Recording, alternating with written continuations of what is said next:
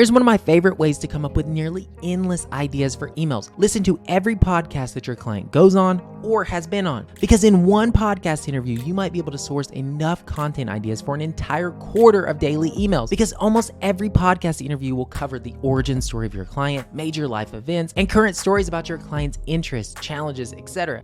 All perfect topics for emails. And another big perk of doing this is you can also transcribe big portions of what your client says and have huge chunks of the email actually pre-written for you. And the copy will read super personally because your client actually spoke these words aloud. So if you are someone who's actually trying to come up with lots of ideas for your client's emails, look no further than a podcast interview, because you can source so many great ideas from there. Personally, one of my favorite things to do whenever I start working with a brand is go binge a bunch of podcast interviews, because it gives me tons of little hooks and pieces of content that I can seed into my welcome series, my cart band, and all those different email series that we want to have turned on. The podcast that your client goes on can be the source for all of those ideas.